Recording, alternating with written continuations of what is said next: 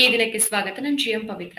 ಮುಖ್ಯವಾಹಿನಿ ಮಾಧ್ಯಮಗಳು ಅಂತ ಹೇಳ್ಕೊಳ್ಳುವಂತಹ ಸ್ಯಾಟಲೈಟ್ ಮಾಧ್ಯಮಗಳು ಬೆಳಿಗ್ಗೆಯಿಂದ ಸಂಜೆವರೆಗೂ ರಾಜಕಾರಣಿಗಳ ಮನೆ ಕಚೇರಿ ಕಾಯ್ತಾ ಅವರ ಬಾಯಿಗೆ ಮೈಕ್ ಹಿಡಿಯೋದನ್ನೇ ಪತ್ರಿಕಾ ಧರ್ಮ ಅನ್ಕೊಂಡಂತೆ ಕಾಣಿಸುತ್ತೆ. ರಾಜ್ಯದಲ್ಲಿ ನೂರಾರು ಸಮಸ್ಯೆಗಳಿದೆ. ಅವೆಲ್ಲವನ್ನ ಬಿಟ್ಟು ಮುಖ್ಯಮಂತ್ರಿ ಬದಲಾವಣೆ, ರಾಜಕಾರಣಿಗಳ ಹೇಳಿಕೆಯನ್ನೇ ರಾಜ್ಯದ ಸಮಸ್ಯೆ ಎಂಬಂತೆ ಪ್ರೈಮ್ ಟೈಮ್ ನಲ್ಲಿ ಕೂತು ಚರ್ಚೆ ಮಾಡ್ತಾ ಪತ್ರಿಕೋದ್ಯಮದ ಮಾನವನ್ನ ಕಳೀತಿದ್ದಾರೆ.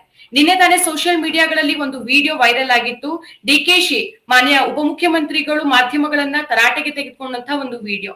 ಮನೆ ಹಾಳು ಮಾಡೋ ಕೆಲಸ ಮಾಡಬೇಡಿ ಅಂತ ಎಚ್ಚರಿಕೆಯನ್ನು ಸಹ ಈ ವಿಡಿಯೋದಲ್ಲಿ ಕೊಟ್ಟಿದ್ರು. ಸೊ ಈ ವಿಡಿಯೋ ಬಗ್ಗೆ, ಡಿಕೆಶಿ ಅವರ ರಿಯಾಕ್ಷನ್ ಬಗ್ಗೆ, ಮಾಧ್ಯಮಗಳ ವರ್ತನೆ ಬಗ್ಗೆ ಇವತ್ತಿನ ಈ ವಿಡಿಯೋದಲ್ಲಿ ಚರ್ಚೆ ಮಾಡ್ತಾ ಹೋಗೋಣ.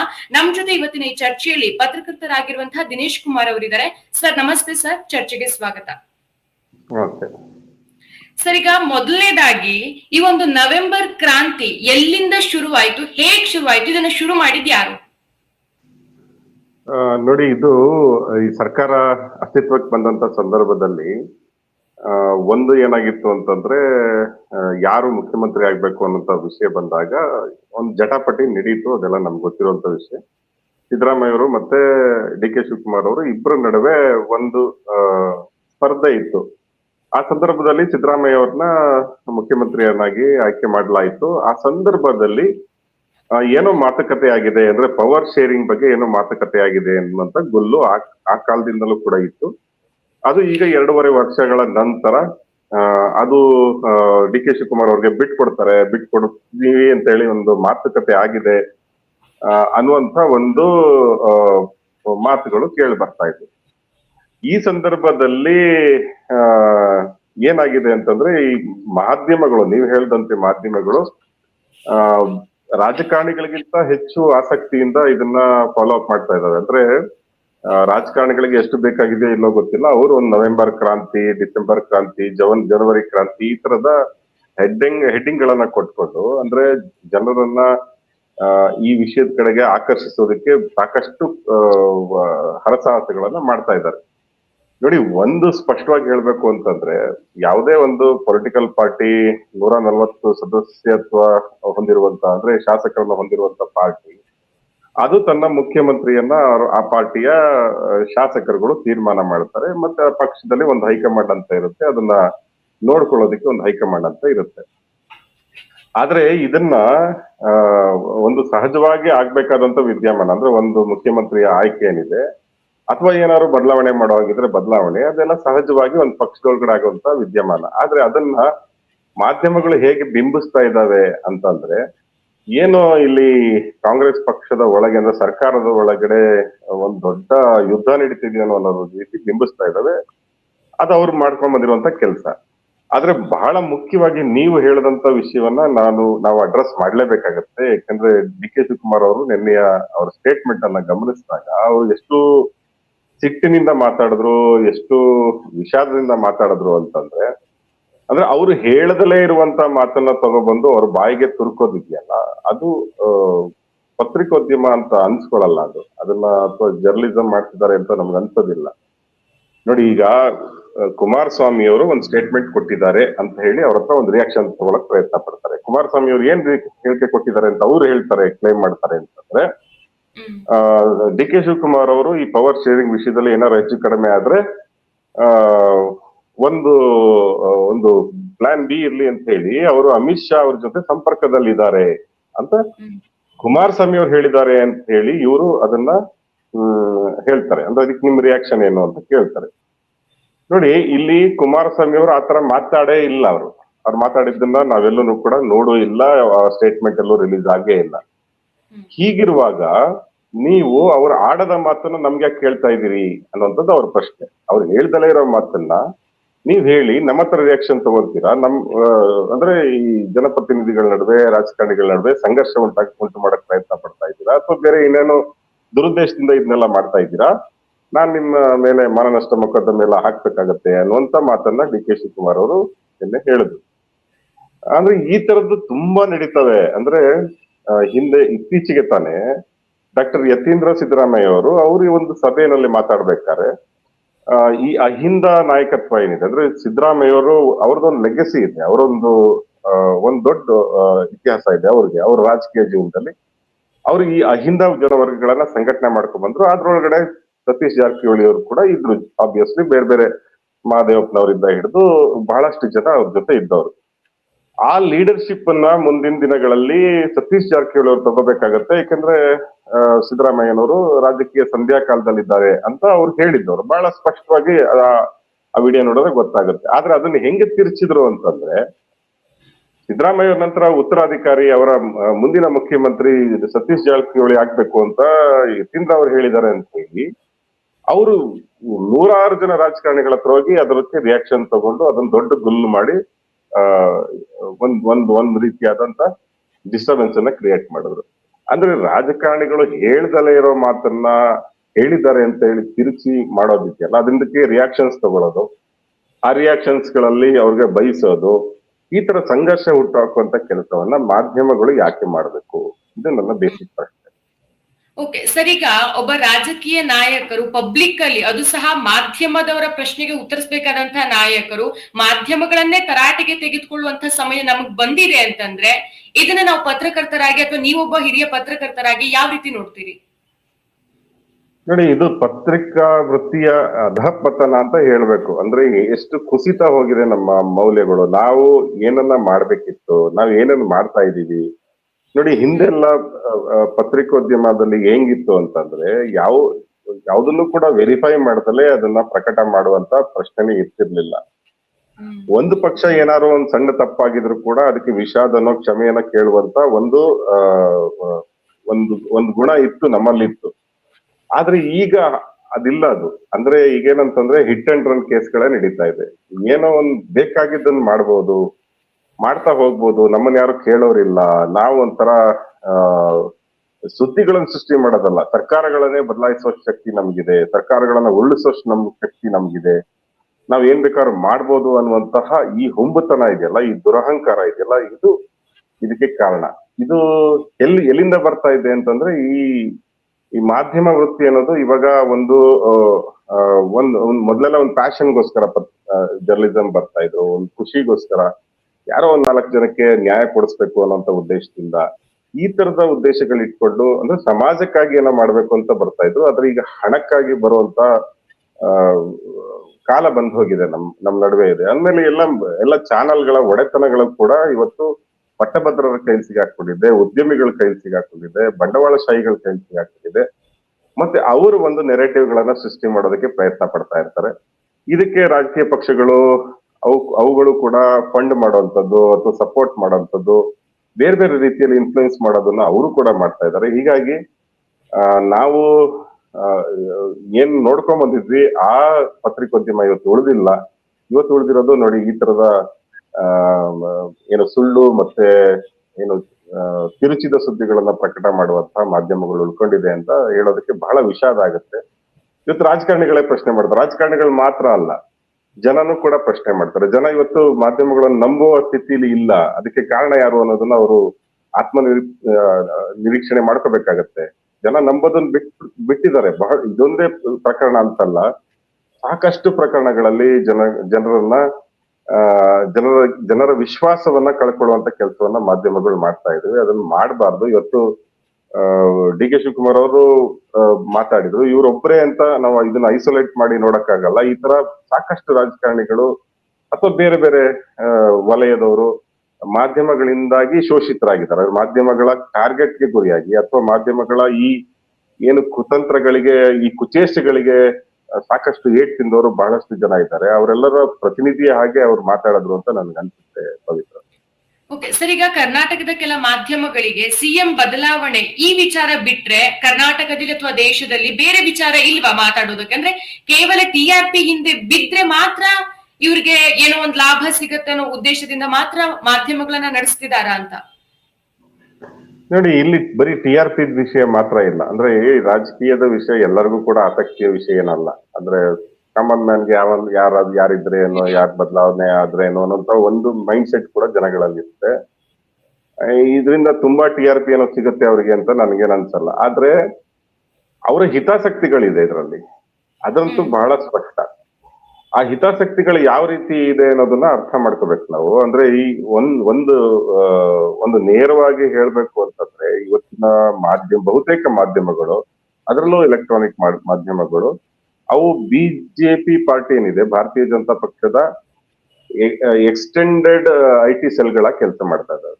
ಇದನ್ನ ಬಹಳ ಸ್ಪಷ್ಟವಾಗಿ ನಾವು ಅರ್ಥ ಮಾಡ್ಕೋಬೇಕು. ಭಾರತೀಯ ಜನತಾ ಪಕ್ಷದ ಘಟಕಗಳ ಹಾಗೆ ಅವು ಕೆಲಸ ಮಾಡ್ತಾ ಇದ್ದಾರೆ. ಸೊ ಅಲ್ಲಿ ಏನು ಸೃಷ್ಟಿ ಆಗುತ್ತೋ ಅದೆಲ್ಲವೂ ಕೂಡ ಮಾಧ್ಯಮಗಳಲ್ಲಿ ರಿಫ್ಲೆಕ್ಟ್ ಆಗೋದಕ್ಕೆ ಶುರುವಾಗಿದೆ. ಈಗ ಭಾರತೀಯ ಜನತಾ ಪಕ್ಷಕ್ಕೆ ಏನ್ ಬೇಕಾಗಿದೆ? ಒಂದು ಸರ್ಕಾರವನ್ನ ಅಸ್ಥಿರಗೊಳಿಸ್ಬೇಕು. ಅದು ಅವರು ರಾಜಕೀಯ ವಿರೋಧಿಗಳಾಗಿದ್ದಂತೆ ಕಾಂಗ್ರೆಸ್ ಪಕ್ಷದ ಆಡಳಿತ ಇದೆ, ಹೀಗಾಗಿ ಅದನ್ನ ಅಸ್ಥಿರಗೊಳಿಸ್ಬೇಕು. ಅದಕ್ಕಾಗಿ ಅವ್ರು ಏನೇನೋ ಮಾಡ್ತಾ ಇರ್ತಾರೆ. ಅದರ ಟೂಲ್ ಆಗಿ ಈ ಮಾಧ್ಯಮಗಳು ವರ್ತಿಸೋದಕ್ಕೆ ಶುರು ಮಾಡ್ತವೆ. ಅಂದ್ರೆ ಅವ್ರು ಕೊಡುವಂತ ಟೂಲ್ ಕಿಟ್ ಅನ್ನ ಇವರು ಬಳಸೋದಕ್ಕೆ ಶುರು ಮಾಡ್ತಾರೆ. ಆ ತರದ ಒಂದು ಟೂಲ್ ಕಿಟ್ ಈ ಕುಮಾರಸ್ವಾಮಿ ಅವ್ರ ಸ್ಟೇಟ್ಮೆಂಟ್ ಅಂತ ಹೇಳಿ, ಏನ್ ಸೋಕಾಲ್ ಸ್ಟೇಟ್ಮೆಂಟ್ ಏನಿದೆ, ಅವ್ರು ಹೇಳಿದಾರೋ ಬಿಟ್ಟಿದಾರೋ, ಅದ್ರ ಬಗ್ಗೆ ಯಾರಿಗೂ ಕೂಡ ಗೊತ್ತೇ ಇಲ್ಲ ಅವ್ರಿಗೆ. ಆದ್ರೆ ಅದನ್ನ ಇಟ್ಕೊಂಡು ಇವ್ರೇನೇನೋ ಮಾಡಕ್ ಪ್ರಯತ್ನ ಪಟ್ರಲ್ಲ, ಇದೆಲ್ಲವೂ ಕೂಡ ನೋಡಿದ್ರೆ ಬಹಳ ಸ್ಪಷ್ಟವಾಗಿ ಗೊತ್ತಾಗುತ್ತೆ. ಇವೆಲ್ಲ ಮೀಡಿಯಾಗಳು ಭಾರತೀಯ ಜನತಾ ಪಕ್ಷದ ಟೂಲ್ ಕಿಟ್ ಗಳತ್ತೆ ವರ್ತಿಸ್ತಾ ಇದ್ದಾವೆ ಅಂತ ಹೇಳಿ. ಈಗ ಸಪೋಸ್ ಮಾಧ್ಯಮಗಳಲ್ಲಿ ಹೈಪಲ್ ಚರ್ಚೆ ಆಗ್ತಾ ಇದೆ, ಪ್ರೈಮ್ ಟೈಮ್ ನ್ಯೂಸ್ ಅಲ್ಲಿ ಎಲ್ಲರೂ ಬಂದು ಕುತ್ಕೊಂಡು ಇದ್ರ ಬಗ್ಗೆನೇ ಮಾತಾಡ್ತಿದ್ದಾರೆ ಅಂತ ಅಂದ ಮಾತ್ರಕ್ಕೆ ಮುಖ್ಯಮಂತ್ರಿ ಬದಲಾವಣೆ ಸಾಧ್ಯತೆ ಇದೆಯಾ? ಅಥವಾ ಮುಖ್ಯಮಂತ್ರಿ ಬದಲಾವಣೆ ಆಗ್ಬೇಕು ಅಂತಂದ್ರೆ ಆ ಪ್ರೊಸೀಜರ್ಸ್ ಏನಿರುತ್ತೆ ಬಹುಶಃ ಗೊತ್ತಿಲ್ಲ ಅಂತ ಅನ್ಸುತ್ತೆ ಸ್ಯಾಟಲೈಟ್ ಚಾನೆಲ್ಸ್ ಗಳಿಗೆ. ಅದಕ್ಕೆ ಈ ಬಗ್ಗೆ ಒಂಚೂರು ಮಾಹಿತಿ ಕೊಟ್ಬಿಡಿ ಸರ್. ಈಗ ನಾನು ಆರಂಭದಲ್ಲೇ ಹೇಳಿದೆ, ಅಂದ್ರೆ ಒಂದು ಪ್ರಜಾತಾಂತ್ರಿಕವಾಗಿ ಆಯ್ಕೆಯಾದಂತ ಸರ್ಕಾರದ ಮುಖ್ಯಮಂತ್ರಿಯನ್ನ ಚುನಾಯಿಸಬೇಕಾಗಿರೋದು ಆ ಪಕ್ಷದ ಶಾಸಕರು. ಬಹಳ ಸ್ಪಷ್ಟವಾಗಿ ಆ ಪಕ್ಷದ ಶಾಸಕರು ಬಿಟ್ರೆ ಬೇರೆ ಯಾರಿಗೂ ಕೂಡ ಅಧಿಕಾರ ಇಲ್ಲ. ಏನ್ 140 ಜನ ಏನು ಕಾಂಗ್ರೆಸ್ ಪಕ್ಷದಿಂದ ಆಯ್ಕೆಯಾಗಿ ಬಂದಿದ್ದಾರೋ ಅವರ ವಿವೇಚನೆಗೆ ಬಿಟ್ಟಂತ ವಿಷಯ. ಅವರೆಲ್ಲ ಸೇರಿ ಸಿದ್ದರಾಮಯ್ಯವ್ರನ್ನ ಮುಖ್ಯಮಂತ್ರಿ ಮಾಡಿದ್ದಾರೆ. ಅವರೆಲ್ಲ ಸೇರಿ ಬೇಡ ಅಂತಂದ್ರೆ ಸಿದ್ದರಾಮಯ್ಯವ್ರನ್ನ ಬದಲಾಯಿಸುವಂತ ಶಕ್ತಿ ಇರೋದು ಅವ್ರಿಗೆ, ಮತ್ತೆ ಆ ಪಕ್ಷವನ್ನ ಏನ್ ನಿಯಂತ್ರಣ ಇಟ್ಕೊಂಡಿರುವಂತ ಅವರ ಹೈಕಮಾಂಡ್ಗೆ. ನಾನು ಒಂದು ದೃಷ್ಟಿಯಲ್ಲಿ ಹೇಳೋದಾದ್ರೆ ಈ ಹೈಕಮಾಂಡ್ ಸಂಸ್ಕೃತಿಯನ್ನ ನಾವು ಒಪ್ಪೋದಿಲ್ಲ. ಅಂದ್ರೆ ಮೇಲಿನಿಂದ ಏನೋ ಯಾರನ್ನೋ ಒಬ್ಬರನ್ನ ಹೇರೋದು, ಬದಲಾವಣೆ ಮಾಡೋದು ಅಥವಾ ಆಯ್ಕೆ ಮಾಡೋದು, ಈ ಪ್ರಕ್ರಿಯೆನೇ ನಾನು ಒಪ್ಪೋದಿಲ್ಲ ಮೊದಲನೇದಾಗಿ. ಅಂದ್ರೆ ಪ್ರಜಾತಂತ್ರ ಯಶಸ್ವಿ ಆಗ್ಬೇಕು ಅಂತಂದ್ರೆ ಶಾಸಕರಿಗೆ ಅಧಿಕಾರ ಇರ್ಬೇಕು, ಅವರೇ ಮಾತಾಡೋಕೆ ಅಧಿಕಾರ ಇರ್ಬೇಕು, ಅವರೇ ಆಯ್ಕೆ ಮಾಡೋದಕ್ಕೆ ಅಧಿಕಾರ ಇರ್ಬೇಕು. ಇದ್ರಲ್ಲಿ ನಂಬಿಕೆ ಇಟ್ಕೊಂಡವ್ರು ನಾನು. ಅಂದ್ರೆ ಬೇರೆ ಯಾರೋ ಬಂದು ತೀರ್ಮಾನ ಮಾಡೋಂಥದ್ದು ಆಗ್ಬಾರ್ದು. ಅಂದ್ರೆ ಜನ ಏನಿದ್ದಾರೆ ನೋಡಿ, ನಾವು ಮುಖ್ಯಮಂತ್ರಿಯನ್ನ ನೇರವಾಗಿ ಚುನಾಯಿಸೋದಕ್ಕೆ ಸಾಧ್ಯ ಇಲ್ಲ. ನಾವು ಸಿದ್ದರಾಮಯ್ಯ ಮುಖ್ಯಮಂತ್ರಿ ಹುದ್ದೆ ಅಂತ ಹೇಳಿ ನಾವು ಅವ್ರಿಗೆ ವೋಟ್ ಮಾಡೋದಕ್ಕೆ ಸಾಧ್ಯ ಇಲ್ಲ. ನಾವು ಮಾಡೋದು, ನಾವು ನಮ್ಮ ಶಾಸಕರನ್ನ ಆಯ್ಕೆ ಮಾಡ್ತೀವಿ, ಆ ಶಾಸಕರೆಲ್ಲ ಮುಖ್ಯಮಂತ್ರಿಯನ್ನ ಆಯ್ಕೆ ಮಾಡ್ತಾರೆ. ಇದು ಇರುವಂತ ಪ್ರೋಸೆಸ್, ನಮ್ಮ ಇಂಡಿಯಾದಲ್ಲಿ ಇರುವಂತ ಎಲೆಕ್ಷನ್ ಪ್ರೋಸೆಸ್. ಇದನ್ನ ಬದಲಾಯಿಸಕ್ಕಾಗಲ್ಲ. ಈಗ ಸದ್ಯಕ್ಕಂತೂ ಬದಲಾಯಿಸಕ್ಕಾಗಲ್ಲ. ಅದನ್ನೇ ಕೂಡ ನಡೆಸ್ಬೇಕಾಗತ್ತೆ. ಇದನ್ನ ಯಾರೋ ಮಾಧ್ಯಮಗಳು ಹೊರಗಡೆ ಚರ್ಚೆ ಮಾಡಕ್ ಶುರು ಮಾಡಿದ ತಕ್ಷಣ ಎಲ್ಲ MLA ಬದಲಾಗ್ಬಿಡ್ತಾರೆ ಅನ್ನೋಂಥದ್ದು ಅದು ಒಂಥರ ಮೂರ್ತನ. ನಾಳೆ ದಿವಸ ಅವ್ರೇನ್ CLP ಮೀಟಿಂಗ್ ಮಾಡ್ತಾರೆ, ಅವಾಗ ಶಾಸಕರು ಏನ್ ಹೇಳ್ತಾರೋ ಅದೇ ಮುಖ್ಯ ಆಗತ್ತೆ. ಮತ್ತೆ ಅದರ ಪ್ರಕಾರನೇ ಮುಖ್ಯಮಂತ್ರಿ ಏನು ಶಾಸಕಾಂಗ ಪಕ್ಷದ ನಾಯಕನ ಆಯ್ಕೆಯಾಗುವಂಥದ್ದು ಅದ್ ನಡ್ಕೊಂಡ್ ಬಂದಿರುವಂತದ್ದು. ಈಗ ನೋಡಿ, ಸಿದ್ದರಾಮಯ್ಯ ಸರ್ಕಾರ ಅಸ್ತಿತ್ವಕ್ಕೆ ಬಂದು 2.5 ವರ್ಷ ಆಗಿದೆ. ಅಂದ್ರೆ ಸಿದ್ದರಾಮಯ್ಯ ಅವರ ಹಿಂದಿನ ಅವಧಿ ಏನಿತ್ತು ಆ ಅವಧಿಯಲ್ಲೂ ಕೂಡ ಬಹಳ ಅಂದ್ರೆ ಒಂದು ಸುಭದ್ರವಾದ ಸರ್ಕಾರವನ್ನ ಅವ್ರು ಕೇಳ್ಕೊಡಕ್ ಸಾಧ್ಯ ಇತ್ತು. ಸುಭದ್ರ ಸರ್ಕಾರ ಅಂದ್ರೆ ಇನ್ ದ ಸೆನ್ಸ್ ಅಂದ್ರೆ 3-4 ಜನ ಮುಖ್ಯಮಂತ್ರಿಗಳಾಗೋದು, ಸರ್ಕಾರ ಬಿದ್ದೋಗುವಂತ ಸನ್ನಿವೇಶ ಸೃಷ್ಟಿಯಾಗೋದು, ಬೇರೆ ಬೇರೆ ರೀತಿಯ ಹಾರ್ಸ್ ಟ್ರೇಡಿಂಗ್ ಆಗೋದು, ಈ ತರದ್ ಯಾವುದೂ ಕೂಡ ಆ ಸಂದರ್ಭದಲ್ಲಿ ನಡೀಲಿಲ್ಲ. ಅಥವಾ ಏನಾದ್ರು ಸರ್ಕಾರ ಬೀಳಿಸುವಂತ ಪ್ರಯತ್ನಗಳು ಕೂಡ ಯಾವುದು ಸಕ್ಸಸ್ ಆಗ್ಲಿಲ್ಲ. ಈಗಿನ ಸರ್ಕಾರ ಕೂಡ 2.5 ವರ್ಷ ಬಹಳ ನಿರಾತಂಕವಾಗಿ ನಡೀತಾ ಇದೆ. ನೋಡಿ, ಒಂದು ರಾಜ್ಯದಲ್ಲಿ ಒಂದು ಸರ್ಕಾರ ಸುಭದ್ರವಾಗಿದ್ರೆ, ಅಂದ್ರೆ ಅಲ್ಲಿ ಈ ತರದ ಗೊಂದಲಗಳು ಇಲ್ದಲೇ ಇದ್ರೆ ಏನಾಗತ್ತೆ ಅಂತಂದ್ರೆ, ಒಂದ್ ರೀತಿಯಲ್ಲಿ ಸಲೀಸಾದ ಆಡಳಿತ ವ್ಯವಸ್ಥೆ ಇರುತ್ತೆ. ಅಧಿಕಾರಿಗಳು ಏನು ಮುಖ್ಯಮಂತ್ರಿಗಳ ಮಾತನ್ನ ಕೇಳ್ತಾರೆ, ಸರ್ಕಾರದ ಕೈಲಿ ಕಂಟ್ರೋಲ್ ಇರುತ್ತೆ. ಆದ್ರೆ ಈ ಸರ್ಕಾರ ಬಿದ್ದೋಗುತ್ತೆ, ಸರ್ಕಾರ ಏನೋ ಆಗುತ್ತೆ, ಅಥವಾ ಪವರ್ ಶೇರಿಂಗ್ ಆಗುತ್ತೆ, ಬೇರೆ ಯಾರೋ ಬಂದು ಕೂತ್ಕೋತಾರೆ ಅಂದಾಗ ಕಾರ್ಯಾಂಗ ಇದೆಯಲ್ಲ ನಮ್ಮಲ್ಲಿ, ಆ ಕಾರ್ಯಾಂಗ ಒಂಥರ ಅಸ್ಥಿರ ಆಗೋಕ್ ಶುರು ಆಗುತ್ತೆ. ಸೊ ಹೀಗಾಗಿ ಸುಭದ್ರ ಸರ್ಕಾರವನ್ನ ಆ ಸಿದ್ದರಾಮಯ್ಯ ಅವರು ಈ ಅವಧಿಗೂ ಕೊಡ್ತಾರೆ ಅನ್ನುವಂತ ಒಂದು ವಿಶ್ವಾಸ ಇತ್ತು. ಆದ್ರೆ ಈಗ ಏನ್ ಮಾಡ್ತಿದ್ದಾರೆ, ಅದನ್ನ ಡಿಸ್ಟರ್ಬ್ ಮಾಡುವಂತ ಪ್ರಯತ್ನ ಪಡ್ತಾ ಇದ್ದಾರೆ. ಬಹುಶಃ ಅದು ಸಕ್ಸಸ್ ಆಗಲ್ಲ ಅಂತಾನೆ ನನಗನ್ಸುತ್ತೆ. ಯಾಕಂತಂದ್ರೆ ಆಮ್, ಒಂದು ನಾನು ಆಗ್ಲೇ ಹೇಳದಂತೆ ಶಾಸಕರುಗಳ ತೀರ್ಮಾನ ಮುಖ್ಯ ಆಗುತ್ತೆ. ಸಿದ್ದರಾಮಯ್ಯ ಅವರು ಸಣ್ಣ ಪುಟ್ಟ ರಾಜಕೀಯ ನಾಯಕರೇನಲ್ಲ. ಅವ್ರಿಗೆ ಒಂದು ಲೆಗಸಿ ಇದೆ, ಅವರು ಒಂದು ಅವ್ರದೇ ಆದಂತ ಬೆಂಬಲ ಇದೆ. ಮತ್ತೆ ಶಾಸಕರುಗಳು ಅವರನ್ನ ಬಹಳ ಇಷ್ಟಪಡ್ತಾರೆ. ಅವರ ಬಹುತೇಕ ಶಾಸಕರುಗಳು ಅವ್ರ ಜೊತೆ ಇದ್ದಾರೆ. ಹೀಗಾಗಿ ಮಾಧ್ಯಮದವರು ಹೋಗಿ ವೋಟ್ ಮಾಡಕ್ಕಾಗಲ್ಲ. ಎಲ್ಲ ಚಾನೆಲ್ ಅವ್ರನ್ನ ಕೂರಿಸ್ಬಿಟ್ಟು ವಿಧಾನಸಭೆಯಲ್ಲಿ ಕೂರಿಸ್ಬಿಟ್ಟು ನೀವು ಮುಖ್ಯಮಂತ್ರಿ ಆಯ್ಕೆ ಮಾಡಿ ಅಂತ ಕೇಳಕ್ಕಾಗಲ್ಲ. ಅದನ್ನ ಆಯ್ಕೆ ಮಾಡೋಂಥದ್ದು ಶಾಸಕರು ಅದನ್ನ ಮಾಡ್ತಾರೆ. ಅದನ್ನ ನಾವು ಅರ್ಥ ಮಾಡ್ಕೋಬೇಕಾಗತ್ತೆ. ಓಕೆ ಸರ್, ಈಗ ಮುಖ್ಯಮಂತ್ರಿಗಳು ಈಗಾಗಲೇ ಇದ್ರ ಬಗ್ಗೆ ಸ್ಪಷ್ಟನೆಯನ್ನ ಕೊಟ್ಟಿದ್ದಾರೆ, ತುಂಬಾ ಖಾರವಾಗಿ ಉತ್ತರಿಸಿದ್ದಾರೆ. ನವೆಂಬರ್ ಕ್ರಾಂತಿ ಅನ್ನೋದು ಮಾಧ್ಯಮಗಳ ಸೃಷ್ಟಿ ಅಂತ ಹೇಳಿ ಸ್ಪಷ್ಟೀಕರಣವನ್ನು ಕೊಟ್ಟಿದ್ದಾರೆ. ಆದ್ರೂ ಅವರಷ್ಟು ಸ್ಪಷ್ಟೀಕರಣ ಕೊಟ್ಟ ಮೇಲೂ ಸಹ ಮಾಧ್ಯಮಗಳಲ್ಲಿ ನವೆಂಬರ್ ಕ್ರಾಂತಿ ಬಗ್ಗೆ ಏನು ಸುದ್ದಿಗಳು ಕಡಿಮೆ ಆಗಿಲ್ಲ, ಪದೇ ಪದೇ ಜಾಸ್ತಿನೇ ಆಗ್ತಾ ಇದೆ. ಸ್ಪಷ್ಟೀಕರಣ ಕೊಟ್ಟ ಮೇಲೂ ಇದನ್ನ ಪಬ್ಲಿಷ್ ಮಾಡುವಂತ ಅಥವಾ ಪ್ರೈಮ್ ಟೈಮ್ ಅಲ್ಲಿ ಚರ್ಚೆ ಮಾಡುವಂತ ಅವಶ್ಯಕತೆ ಆದ್ರೂ ಏನಿದೆ? ಡಿಕೆಶಿ ಮತ್ತೆ ಸಿದ್ದರಾಮಯ್ಯ ಎರಡೂ ಬಣಗಳನ್ನ ಕೆರಳಿಸೋ ಪ್ರಯತ್ನ ಏನಾದ್ರೂ ಮಾಡ್ತಾ ಇದೆಯಾ ಮಾಧ್ಯಮಗಳು? ನೋಡಿ, ನೀವ್ ಹೇಳಿದಂತೆ ಸಿದ್ದರಾಮಯ್ಯ ಅವರು ಕೂಡ ಸ್ಪಷ್ಟವಾಗಿ ಹೇಳಿದ್ರೆ ನಾನೇ 5 ವರ್ಷ ಮುಖ್ಯಮಂತ್ರಿಯಾಗಿ ಮುಂದುವರಿತೀನಿ ಅಂತ ಹೇಳಿ. ಅದಕ್ಕೆ ಪ್ರತಿಕ್ರಿಯೆಯಾಗಿ ಡಿ ಕೆ ಶಿವಕುಮಾರ್ ಅವರು ಕೂಡ ಸ್ಪಷ್ಟವಾಗಿ ಹೇಳಿದ್ರು. ನೋಡಿ, ಸಿದ್ದರಾಮಯ್ಯ ಅವ್ರು ಹೇಳ್ತಾ ಇದಾರೆ ಅವ್ರ 5 ವರ್ಷ ಮುಖ್ಯಮಂತ್ರಿಯಾಗಿ ಅವರೇ ಇರ್ತೀವಿ ಅಂತ ಹೇಳ್ತಾ ಇದಾರೆ. I wish him all the best ಅಂತೆಲ್ಲ ಅವ್ರು ಹೇಳ್ತಾರೆ. ಅವರು ಹೇಳ್ತಿರೋದೇನಂದ್ರೆ ಕ್ಯಾಬಿನೆಟ್ ರಿಶಫಲ್ ಆಗುತ್ತೆ.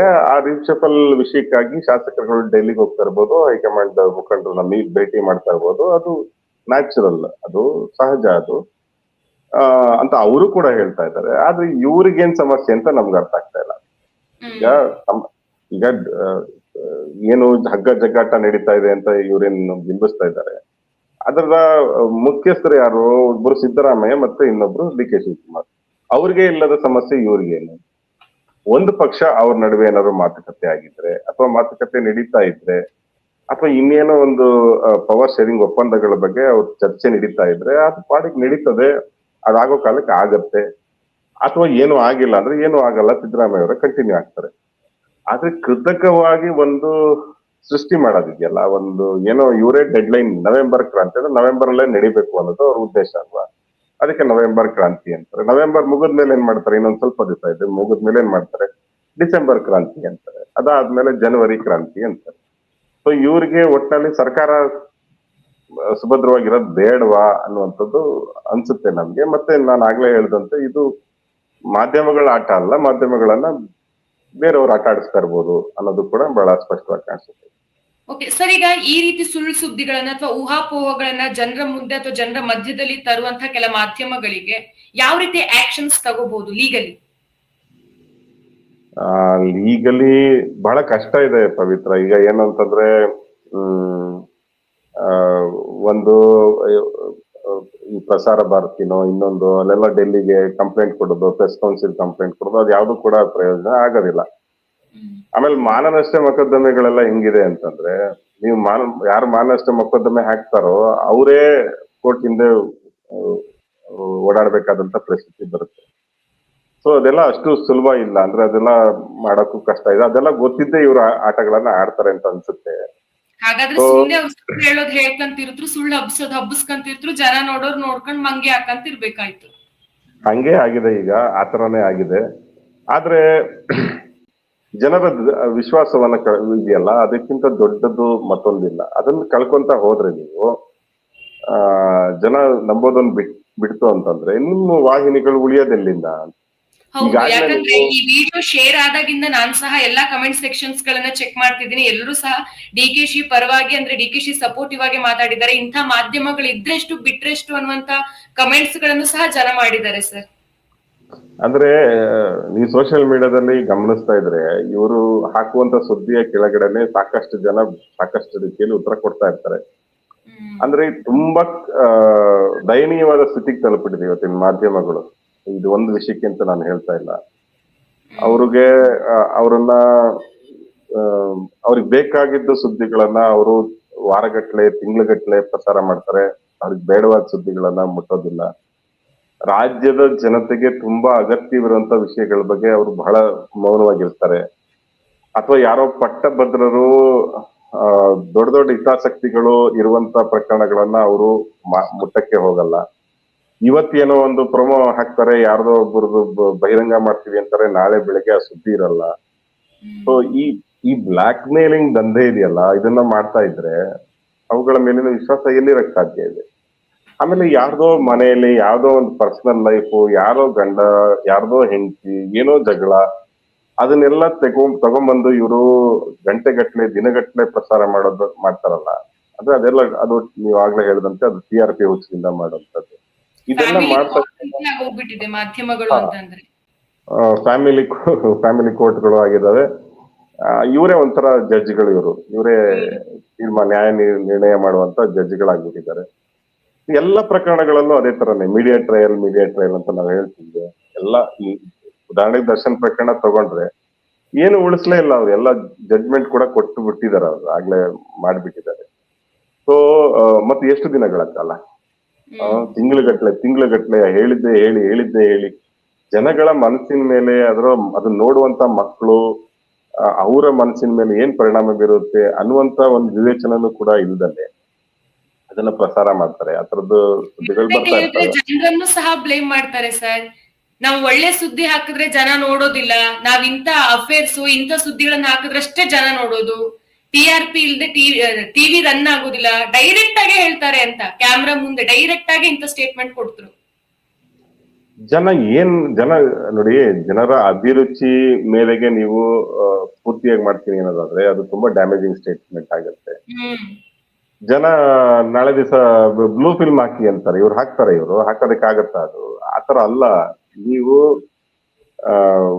ಮಾಧ್ಯಮಗಳಿಗೆ ಒಂದು ಲಕ್ಷ್ಮಣ ರೇಖೆ ಅಂತ ಇರುತ್ತೆ. ಅಂದ್ರೆ ಒಂದು ಅವರವರೇ ಪಾಲಿಸ್ಬೇಕಾದಂತ ಒಂದು ನಿಯಂತ್ರಣ ಇರ್ಬೇಕಾಗತ್ತೆ. ಅದಿಲ್ದಲೇ ಹೋದ್ರೆ ನೀವು ಆ ಸ್ವೇಚ್ಛೆಯನ್ನ ನೀವು ಮಾಡೋದಕ್ಕೆ ಶುರು ಮಾಡಿದ್ರೆ, ಅದನ್ನ ಕೆಟ್ಟದಾಗಿ ನಿಮ್ಮ ಕೈಲಿರುವಂತ ಮಾಧ್ಯಮ ಅನ್ನುವಂತ ಅಸ್ತ್ರವನ್ನ ಕೆಟ್ಟದಾಗಿ ಬಳಸೋದಕ್ಕೆ ಶುರು ಮಾಡಿದ್ರೆ ಅದಕ್ಕೆ ಕ್ಷಮೆನೇ ಇಲ್ಲ. ಯಾಕೆಂತಂದ್ರೆ ನೀವು ಜನರ ಅಭಿಪ್ರಾಯವನ್ನ ರೂಪಿಸುವಂತ ಕೆಲಸ ಮಾಡ್ತಾ ಇರ್ತೀರಿ. ಆಮೇಲೆ ಇಡೀ ಸಮಾಜನೇ ಹೀಗಿದೆಯೇನೋ ಅನ್ನುವ ರೀತಿಯ ಅಭಿಪ್ರಾಯವನ್ನ ನೀವು ಮೂಡಿಸ್ತಾ ಇರ್ತೀರಿ. ಇದರಿಂದಾಗಿ ಇಡೀ ಸಮಾಜದ ಮೇಲೆ ಪರಿಣಾಮ ಬೀರುತ್ತೆ. ನೀವು ಒಳ್ಳೇದನ್ನ ಹೇಳ್ಬೇಕಾಗತ್ತೆ, ಒಳ್ಳೇದ್ರ ಬಗ್ಗೆ ಮಾತಾಡ್ಬೇಕಾಗತ್ತೆ. ಅಂದ್ರೆ ಪತ್ರಿಕೋದ್ಯಮ ಅನ್ನೋದು ಇವತ್ತು ಹೆಂಗಾಗಿದೆ ಅಂತಂದ್ರೆ ಅದೊಂದು ರೀತಿಯ ಸರಕು, ಮಾರಾಟದ ಸರಕಾಗಿದೆ. ಇವರೆಲ್ಲ ಮಾರಾಟಗೊಂಡ ವ್ಯಕ್ತಿಗಳಾಗಿ ಉಳ್ಕೊಂಡ್ಬಿಟ್ಟಿದ್ದಾರೆ. ಆಮೇಲೆ ಜರ್ನಲಿಸ್ಟ್ಗಳು ಇರೋ ಜಾಗದಲ್ಲಿ ಯಾರ್ಯಾರೋ ಬಂದು ಕೂತ್ಕೊಂತಾ ಇದ್ದಾರೆ ನೋಡಿ, ಅದನ್ನು ಕೂಡ ಬಹಳ ಗಂಭೀರವಾಗಿ ಯೋಚನೆ ಮಾಡ್ಬೇಕಂತ ವಿಷಯಗಳು. ಇವತ್ತು ಕೆಲವು ನನ್ ಬಹಳ ಮಾಧ್ಯಮಗಳಲ್ಲಿ ಸ್ನೇಹಿತರಿದ್ದಾರೆ, ಒಳ್ಳೊಳ್ಳೆ ಜರ್ನಲಿಸ್ಟ್ಗಳು ಕೂಡ ಇದ್ದಾರೆ, ಇಲ್ಲ ಅಂತ ನಾನು ಹೇಳಲ್ಲ. ಆದ್ರೆ ಕೆಲವರು ಬರ್ತಾ ಇರುವಂತವ್ರು ಹೇಗಿದ್ದಾರೆ ಅಂತಂದ್ರೆ, ನೀವು ಅವ್ರ ಕೈಲಿ ಒಂದು ಪ್ಯಾರಾ ಬರ್ಸಕ್ಕಾಗಲ್ಲ, ಕನ್ನಡದಲ್ಲಿ ಒಂದು ಪ್ಯಾರಾ ಬರ್ಸಕ್ಕಾಗಲ್ಲ, ಅವ್ರಿಗೆ ಬರೆಯೋಕೆ ಬರಲ್ಲ. ಇದು ಅವ್ರಿಗೆ ಮಾತಾಡಕ್ ಬಂದ್ರೆ ಸಾಕು, ಅದೇ ಹೇಳಿದ್ನೇ ಹೇಳ್ತಾ ಇದ್ರೆ ಸಾಕು. ಅವ್ರೇನ್ ಸೆಟಪ್ ಇದೆ ಅದಕ್ಕೆ ಅಡ್ಜಸ್ಟ್ ಆಗುವಂತವ್ರು ಇದ್ರೆ ಸಾಕು, ಅವರು ಮಾಡ್ತಾ ಹೋಗ್ತಾರೆ. ಈ ತರ ಆದಾಗ ಏನಾಗುತ್ತೆ, ಪತ್ರಿಕೋದ್ಯಮ ನೋಡಿ ಈ ಸ್ಥಿತಿಗೆ ಬಂದ್ ನಿಲ್ಲುತ್ತೆ. ಇವತ್ತು DK ಶಿವಕುಮಾರ್ ಅವ್ರು ಬೈತಾ ಇದ್ದಾರೆ, ನಾಳೆ ಇನ್ನೊಬ್ರು ಬೈತಾರೆ. ಮಾಧ್ಯಮಗಳು ಬೈಸ್ಕೊಳ್ಳುವಂತ ಕೆಲಸನ ಯಾಕೆ ಮಾಡ್ತವೆ? ಸಿದ್ದರಾಮಯ್ಯ ಅವರೇ ಬಹಳಷ್ಟು ಸಂದರ್ಭದಲ್ಲಿ ಪತ್ರಿಕಾ ಮಿತ್ರರು ಅವ್ರು ಬಂದು ಪ್ರಶ್ನೆ ಕೇಳುವಂತ ಸಂದರ್ಭದಲ್ಲಿ ಅವ್ರು ಹೇಳ್ತಾರೆ, ಅವ್ರು ಬಹಳ ಸ್ಪಷ್ಟವಾಗಿ ಹೇಳ್ತಾರೆ. ಅವರು ತುಂಬಾ ಸಲ ಈ ತರ ಎನ್ಕೌಂಟರ್ ಆಗಿದೆ ಅವ್ರಿಗೆ. ಅವ್ರು ಹೇಳಿದಾರ, ನಾನ್ ನೋಡಿಲ್ಲ, ನಾನ್ ನೋಡಿ ಗಮನಿಸಿ ಹೇಳ್ತೀನಿ ಅಂತ, ಅಥವಾ ಅವ್ರು ಹೇಳೇ ಇಲ್ಲ, ನೀವ್ ಯಾಕೆ ಅದನ್ನ ಹೇಳ್ತಾ ಇದ್ದೀರಾ, ಈ ತರದೆಲ್ಲ ಅವ್ರು ಹೇಳ್ತಾರೆ. ರಾಜಕಾರಣಿಗಳು ಕೂಡ, ನಾನು ಅವ್ರಿಗೂ ಕೂಡ ಹೇಳೋದು, ಇವತ್ತು DK ಶಿವಕುಮಾರ್ ಅವರು ಸರಿಯಾದ ರೀತಿಯಲ್ಲಿ ಅದಕ್ಕೆ ಪ್ರತಿಕ್ರಿಯೆ ಕೊಟ್ಟಿದ್ದಾರೆ. ಬಹಳಷ್ಟು ಜನ ಏನ್ ಹೇಳ್ತಾರೆ ಅಂತಂದ್ರೆ, ಮೈಕ್ ಹಿಡಿದ್ಬಿಟ್ಟು ಏನೋ ಒಂದ್ ಹೇಳ್ತಾರೆ, ನೋಡಿ ನಿಮ್ ಬಗ್ಗೆ ಏನೋ ಹೇಳ್ತಾ ಇದಾರಂತೆ, ಇದಕ್ಕೆ ಏನಂತೀರಾ ಅಂತ ಕೇಳಿದ ತಕ್ಷಣ ಅದಕ್ಕೆ ರಿಯಾಕ್ಟ್ ಮಾಡುವಂತದ್ದನ್ನ ಮಾಡಬಾರ್ದು ಮಾಧ್ಯಮಗಳು. ಅವ್ರು ನಿಜಕ್ಕೆ ಹೇಳಿದಾರ, ಹೇಳಿದ್ರೆ ಅದಕ್ಕೆ ರಿಯಾಕ್ಟ್ ಮಾಡೋಣ. ಹೇಳ್ದಲ್ಲ ಇದ್ದಾಗ ರಿಯಾಕ್ಟ್ ಮಾಡಿದಾಗ ಏನಾಗುತ್ತೆ, ನಿಮ್ ನಡುವಿನ ಸಂಘರ್ಷನೇ ಜಾಸ್ತಿ ಆಗತ್ತೆ. ಇದನ್ನ ರಾಜಕಾರಣಿಗಳು ಕೂಡ ಅವಾಯ್ಡ್ ಮಾಡ್ಬೇಕು ಅಂತ ನನಗೆ ಅನ್ಸುತ್ತೆ. ಇಲ್ದಲಿದ್ರೆ ಇವರು ಇದೇ ಆಟಗಳನ್ನ ಆಡ್ತಾ ಇರ್ತಾರೆ. ಸರಿ, ಮತ್ತೊಂದು ನಮ್ದೊಂದು ಇದಂತಂದ್ರೆ, ಅವ್ರೇನೋ ಹೇಳಿದ್ದಾರೆ, ಇದಕ್ ನೀವೇನ್ ಹೇಳ್ತೀರಾ? ಈಗ ಇವ್ರು ಹೇಳಿದ್ದನ್ ತಗೊಂಡೋಗಿ ಇವ್ರು ಹಿಂಗ್ ಹೇಳಿದ್ರು, ಇದಕ್ ನೀವೇನ್ ಹೇಳ್ತೀರಾ ಅಂತ ಪ್ರತಿ ಬಾರಿಯೂ ತಗೊಂಡೋಗಿ ಮೈಕ್ ಹಿಡಿಯೋ ಅವಶ್ಯಕತೆ ಇದೆಯಾ? ಅದಂತ ಸೀರಿಯಸ್ ಮ್ಯಾಟರ್ ಅದು ಅಂತ. ಈಗ ನಾನ್ ಹೇಳೋದೇನು ಅಂತಂದ್ರೆ, ಅವ್ರೇನೋ ಹೇಳಿದ್ದಾರೆ ಅಲ್ವಾ, ತಮ್ XYZ ಏನೋ ಅಂತ ಹೇಳಿದ್ದಾರೆ, ಹೇಳಿದ್ಮೇಲೆ ನೀವು ಪ್ರಚಾರ ಮಾಡಿ ಕೈ ಬಿಟ್ಬಿಡ್ಬೇಕು. ಅದಕ್ಕೆ ರಿಯಾಕ್ಟ್ ಮಾಡ್ಬೇಕು ಅಂತ ಇದ್ರೆ ಅವರೇ ಕರೆದು ಹೇಳ್ತಾರಲ್ವಾ, ಅವ್ರೇನೋ ಹೇಳಿದ್ದಾರೆ ನೋಡಿ, ನಾವ್ ಇದಕ್ಕೆ ರಿಯಾಕ್ಟ್ ಮಾಡ್ತೀವಿ ಅಂತ. ನೀವ್ ಯಾಕೆ ಈ ದಳ್ಳಾಳಿ ಕೆಲಸ ಮಾಡ್ತೀರಾ? ಕರೆಕ್ಟ್. ನೀವ್ ಯಾಕೆ ಈ ಮಧ್ಯ ಅವರಿಂದ ಇವರಿಗೆ ಈ ಕೆಲಸನ ಯಾಕೆ ಮಾಡ್ತೀರಾ? ಬ್ರೋಕರ್ ಕೆಲಸ ಯಾಕೆ ಮಾಡ್ತೀರಾ? ಅವ್ರು ಹೇಳಿದ್ರು ಅಂತ ಇವ್ರಿಗೆ ಹೇಳೋದು, ಇವ್ರಿಗೆ ಹೇಳಿದ್ರು ಅಂತ ಅವ್ರಿಗೆ ಹೇಳೋದು, ಇದು ನಿಮ್ಗೆ ಯಾಕೆ ಬೇಕು? ಅವ್ರಿಗೆ ರಿಯಾಕ್ಟ್ ಮಾಡ್ಬೇಕು ಅನ್ಸುತ್ತೆ. ಈಗ ಉದಾಹರಣೆಗೆ ಇದೇ ಇನ್ಸಿಡೆಂಟ್ ಅನ್ನೇ ತಗೊಳ್ಳೋದಾದ್ರೆ, ಕುಮಾರಸ್ವಾಮಿ ಅವ್ರು ಏನೋ ಅಂತ ಹೇಳಿದ್ದಾರೆ ಅಂತಾನೆ ಅನ್ಕೋಬಿಡೋಣ ನಾವು. ತಮ್ XYZ ಅವ್ರೇನೋ ಅಂತ ಹೇಳಿದ್ದಾರೆ ಅಂತ ಅನ್ಕೊಳ್ಳೋಣ. ಅದಕ್ಕೆ DK ಶಿವಕುಮಾರ್ ರಿಯಾಕ್ಟ್ ಮಾಡ್ಬೇಕು ಅಂದ್ರೆ ಅವ್ರು ಮುಂದೆ ಬಂದಿದ ತಕ್ಷಣ ಹೇಳ್ತಾರ ಅವ್ರು, ನೋಡಿ ಕುಮಾರಸ್ವಾಮಿ ಅವ್ರು ಆತರ ಹೇಳಿದ್ದಾರೆ, ಅದು ಸುಳ್ಳು, ನನಗೂ ಅಮಿತ್ ಶಾಗೂ ನಡುವೆ ಯಾವ್ದು ಸಂಬಂಧ ಇಲ್ಲ ಅಂತ ಅವ್ರೇನೋ ಹೇಳ್ಕೊಂತಾರೆ. ಅವ್ರಿಗೇನು ಅಥವಾ ನಿಜ ಇದ್ರೆ ಅವ್ರು ಇದೆ ಅಂತಾನು ಹೇಳ್ಬೋದು, ಏನೋ ಗೊತ್ತಿಲ್ಲ. ಆವಾಗ ಸಮಸ್ಯೆನೇ ಇರೋದಿಲ್ಲ. ಈ ಸುಳ್ಳುಗಳನ್ನ ಇವ್ರು ಹೊತ್ಕೊಂಡು ಓಡಾಡೋದಿದೆಯಲ್ಲ, ಅವ ಈ ಒಬ್ಬ ರಾಜಕಾರಣಿಯಿಂದ ಒಬ್ಬ ರಾಜಕಾರಣಿಗೆ ಈ ತಗಲಾಕೋದು, ಜಗಳ ಮಾಡ್ಸೋದು, ಎತ್ ಕಟ್ಟೋದು, ಈ ಕೆಲಸ ಮಾಡೋದಕ್ಕೆ ನೀವ್ ಯಾಕೆ ಬೇಕಿದು? ಈ ಕೆಲಸ ನಿಮ್ದಲ್ಲ, ನಿಮ್ ಜರ್ನಲಿಸಂ ನಿಮ್ದಲ್ಲಲ್ಲ ಇದು. ಅದನ್ನ ಮಾಡಕ್ ಹೋಗ್ಬಾರ್ದು ಅಂತ ನಾನು ಹೇಳಕ್ ಬಯಸ್ತೇನೆ. ಸರ್, ಈಗ ಕಾಂಗ್ರೆಸ್ನ ಉಳಿದ ಶಾಸಕರು ಅಥವಾ ಬೇರೆ ಪಕ್ಷದ ಉಳಿದ ಶಾಸಕರು ಮಾಧ್ಯಮಗಳನ್ನ ಈ ರೀತಿ ಎಂಟರ್ಟೈನ್ ಮಾಡದೇ ಇದ್ರೆ, ಕೆಲ ಮಾಧ್ಯಮಗಳನ್ನ ನಾನು ಮೆನ್ಷನ್ ಮಾಡ್ತೀನಿ, ಕೆಲ ಮಾಧ್ಯಮಗಳನ್ನ ಈ ರೀತಿಯಾಗಿ ಎಂಟರ್ಟೈನ್ ಮಾಡದೇ ಇದ್ರೆ ಬಹುಶಃ ಎಲ್ಲರೂ ಅಲರ್ಟ್ ಆಗ್ಬೋದೇನೋ ಅಂತ ಅನ್ಸುತ್ತೆ. ಇಲ್ಲ, ಆ ಕೆಲಸವನ್ನು ಕೂಡ ಬಹಳಷ್ಟು ಜನ ಪ್ರಯತ್ನ ಪಟ್ಟಿದ್ದಾರೆ, ಅದನ್ನು ಕೂಡ ಆಗಿದೆ. ಇದೇ ಕುಮಾರಸ್ವಾಮಿ ಅವರು ಯಾವ್ದೋ ಒಂದು ಚಾನೆಲ್ ನಾನು ಒಂದು ರೀತಿಯಾದ ಬಹಿಷ್ಕಾರ ತರನೇ ಮಾಡಿದ್ರು ಅವರು. ಅದರಲ್ಲಿ ಅವ್ರ ಬಗ್ಗೆ ತೀರಾ ಕೆಟ್ಟದಾಗಿ ಅವರ ವೈಯಕ್ತಿಕ ತೇಜೋವಧೆ ಮಾಡುವಂತ ಒಂದು ಏನೋ ಸುದ್ದಿ ಮಾಡಿದ್ರು ಅನ್ನೋ ಕಾರಣಕ್ಕಾಗಿ ಅದರಿಂದ ಅವರು ಆ ಚಾನಲ್ ಕಂಡ್ರೆ ಆಗ್ತಿರ್ಲಿಲ್ಲ ಅವ್ರಿಗೆ. ಅವ್ರ ಜೊತೆ ರಿಯಾಕ್ಟ್ ಮಾಡೋದಾಗ್ಲಿ, ಅವ್ರ ಚಾನಲ್ಗೆ ಹೋಗೋದಾಗ್ಲಿ ಇದನ್ನ ಯಾವ್ದು ಮಾಡ್ತಾ ಇರ್ಲಿಲ್ಲ. ಈ ತರದ ನಿರ್ಧಾರಗಳನ್ನ ರಾಜಕಾರಣಿಗಳು ತಗೋಬಹುದು, ಅದ್ರಲ್ಲಿ ಏನು ತಪ್ಪಿಲ್ಲ. ಆದ್ರೆ ಒಂದು ಸಮಸ್ಯೆ ಇದೆ ಇಲ್ಲಿ, ಏನು ಅಂತಂದ್ರೆ ರಾಜಕಾರಣಿಗಳು ಎಲ್ಲೋ DK ಶಿವಕುಮಾರ್ ಈ ತರ ಒಂಥರ ಅವ್ರಿಗೆ ಏನೋ ಸಿಟ್ಟಲ್ಲಿ ಸ್ಫೋಟ ಆದ್ರು ಅನ್ನೋದನ್ನ ಹೊರತುಪಡಿಸಿದ್ರೆ, ಈ ಮಾಧ್ಯಮಗಳಿಗೆ ಹೆದರುವಂತ ಕೆಲಸ ಆಗಿದೆ ಅವ್ರಿಂದ. ಏನೋ ಇವರಿಂದ ಏನೋ ಆಗ್ಬಿಡ್ತದೆ, ಇವ್ರು ನಾಳೆ ಏನೋ ಒಂದು ಮಾಡ್ಬಿಡ್ತಾರೆ, ನಮ್ ವಿರುದ್ಧ ಏನೋ ಸ್ಟೋರಿ ಮಾಡ್ತಾರೆ, ನಮ್ಗೆ ಕೆಟ್ಟ ಹೆಸರು ತರ್ತಾರೆ, ತೇಜೋವಧೆ ಮಾಡ್ತಾರೆ ಅನ್ನುವಂತ ಭಯ ಇದೆ ಅವ್ರಿಗೆ.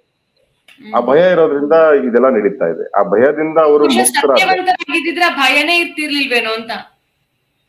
ಅಲ್ಲ, ಒಂದು ನೀವ್ ಹೇಳೋದ್ ಸರಿ, ಸತ್ಯವಂತರಾಗಿದ್ರೆ ಅನ್ನೋದು ಒಂದ್ ಸರಿ. ಅದು ಇನ್ನೊಂದೇನು ಅಂತಂದ್ರೆ, ಈಗ ಒಬ್ಬ ವ್ಯಕ್ತಿನ ತೇಜೋವಧೆ ಮಾಡೋದಕ್ಕೆ, ಚಾರಿತ್ರ್ಯ ಹರಣ ಮಾಡೋದಕ್ಕೆ ಅವ್ರು ತಪ್ಪಿತಸ್ಥರೇ ಆಗಿರ್ಬೇಕಾಗಿಲ್ಲ. ಅವರು ಅಥವಾ ಅವರಿಂದ ಏನೋ ಅಪರಾಧನೇ ಆಗಿರ್ಬೇಕು ಅಂತ ಇಲ್ಲ. ಸುಮ್ಮನೆ ಇದ್ರೂನು ಕೂಡ ಅವ್ರ ಮೇಲೆ ಕೆಸರಿಸುವಂತ, ಅವ್ರನ್ನ ತೇಜೋವಧೆ ಮಾಡುವಂತ ಉದಾಹರಣೆಗಳು ಇದಾವೆ, ಬಹಳಷ್ಟು ನಡೆದಿದ್ದಾವೆ. ಯಾರೋ ಒಬ್ರು ಹೇಳ್ದಲೇ ಇರೋ ಮಾತನ್ನ ಅಥವಾ ಕಟ್ ಅಂಡ್ ಪೇಸ್ಟ್ ಮಾಡಿ ಅದನ್ನ ವಿಡಿಯೋಗಳನ್ನ ಮಾಡಿ ಅವರನ್ನ ತೇಜೋವಧೆ ಮಾಡುವಂತದ್ದು ನಾವು ನೋಡಿದೀವಿ.